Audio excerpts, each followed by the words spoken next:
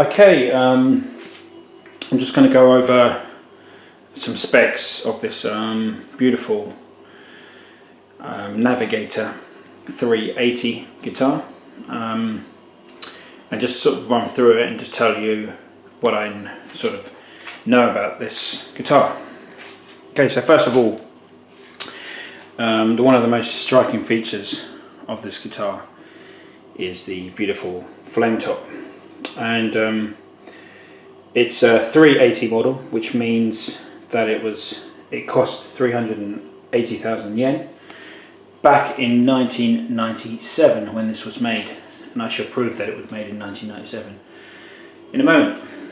But let's run through from the top to the bottom. So it's a Navigator. You can tell that it's a 380 because it's got the limited model written on the headstock. It's also got a 2-screw truss rod, and this was only featured on the 1997 models, possibly 1998, but I don't think they were being made in 1998. But anyway, so if you've got a 2-screw truss rod cover and it looks like that, odds are that it was made in 1997. Okay, so let's move down to the fretboard. It's I'm guessing this is Honduras rosewood, and they've done a beautiful job of inlaying this real mother of pearl. Bear in mind, the real Les Paul, a burst from the 1960s, didn't have real mother of pearl. They had a type of plastic that sort of looked like mother of pearl, but this is the real stuff. The really cool thing about Navigator, and particularly these models, is if you look right here, you can just see how good the workmanship is, the binding, and just how well they've put this thing together.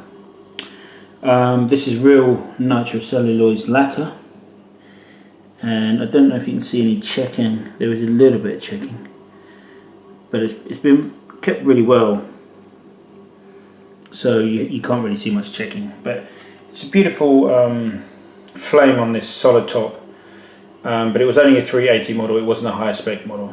It has Goto aluminium tailpiece and bridge, and everything is as it was when it was made. So it's really, really beautiful. Guitar weighs 9.2 or 9.4 pounds, so it's not a light guitar, but it's not heavy. It's not like a really, really heavy Les Paul, but it's certainly not light. So it's good weight for me, but some people might find it a bit too heavy. It's got quite a thick body, which is the normal size of a Les Paul. You'll see that the back, Honduras mahogany on the back, one piece, of course, and this mahogany is not painted red like a Gibson Les Paul would be. So this would be more like a 1956-57 model, because the red paint on the back came in 1958, 59 and 1960. Also, the other difference is they're using these white pickup covers, which I think they must have had a big batch of them left over from previous use, and so that's why they've used them. But after 97, I think the next time they started making Les Pauls was in the year 2000, and then they changed to black covers. Okay, this is the neck. The width is, I've measured this with electronic measurement, and I think it's about 43.5 millimeters. 43, so not 44 millimeters, but 43. So slightly, tiny bit wider than a burst, but remember, bursts will be all over the shop in terms of specs because they were handmade just like this guitar here was. And if you can see the profile, it's kind of gets quite big around the 12th fret, so it's quite chunky around here. You know, so if you're playing up high, it can be difficult to play up high. So it's got a nice chunky neck. I mean, I love it. I think it's great, especially for slide guitars. Really, really cool.